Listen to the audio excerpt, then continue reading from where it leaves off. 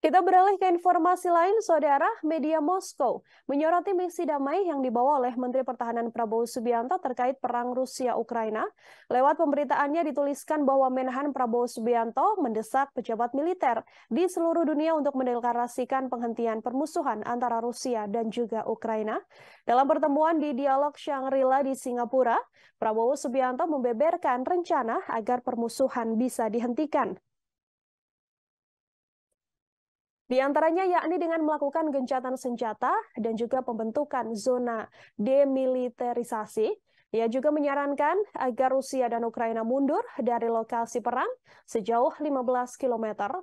Zona demilitarisasi ini juga kemudian harus dipantau oleh pasukan penjaga perdamaian Persatuan Bangsa-bangsa atau PBB. Prabowo menyarankan adanya referendum yang disponsori PBB di wilayah yang disengketakan untuk secara objektif menentukan keinginan mayoritas penduduk. Sikap Rusia ini berbeda dengan reaksi dari Ukraina yang justru menolak proposal perdamaian dengan Rusia. Menteri Pertahanan Ukraina, Oleksii Reznikov menilai proposal damai yang ditawarkan Prabowo Subianto merugikan negaranya, bahkan dilihat dari sebagian rencana Rusia. Hal ini terkesan bahwa rencana Indonesia ini adalah bagian dari rencana Rusia. Pihak Ukraina menolak dengan tegas proposal gencatan senjata jika mereka harus kehilangan wilayah mereka yang dianeksasi Rusia. Ukraina sendiri menegaskan satu-satunya jalan akhir perang adalah Rusia angkat kaki dari Ukraina. Kami akan tampilkan, Saudara, ini adalah pidato yang dilakukan oleh Menteri Pertahanan Prabowo Subianto dalam acara di Shangri-La, Singapura.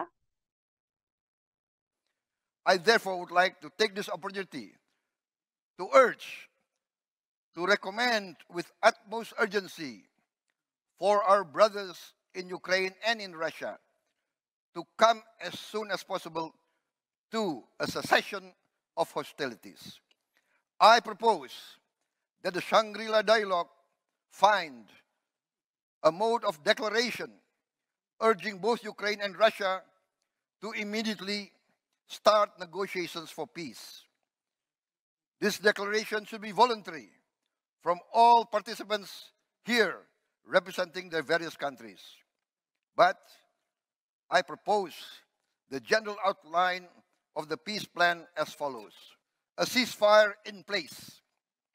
That is, a cessation of hostilities in place at the present positions of both conflicting parties. Withdrawal 15 kilometers each from their forward positions to a new demilitarized zone. The United Nations Monitoring and Observer Force to be immediately formed and to be immediately deployed along this new demilitarized zone. The United Nations should organize, carry out, and execute a referendum in the disputed territories to ascertain objectively the wish of the majority of the inhabitants of the various disputed areas. But at least let us try to put forward some concrete recommendations so that meetings like the Shangri-La dialogue will have more substance, more meaning. I am of the opinion that the leaders of the two leading powers in this great rivalry are actually wise leaders. I am of the opinion that they are aware of the burden they have on their shoulders. Both these great civilizations have contributed to the great advance and progress of humankind. Therefore, I am convinced that the leaders of both China and the United States will resolve these conflicts through compromise, cooperation, and with humanism, resulting in a peaceful resolution of their differences. I am confident that through leadership and wisdom, great statesmanship will prevail amongst the leaders of these great powers. Perhaps I can be considered one of the eternal optimists.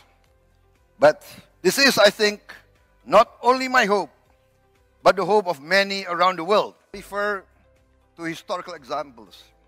The conflict in Korea, for at least 5 decades, we have had some sort of peace. But at least let us try to put forward some concrete recommendations so that meetings like the Shangri-La Dialog will have more substance. Terima kasih sudah nonton. Jangan lupa like, subscribe, dan share ya.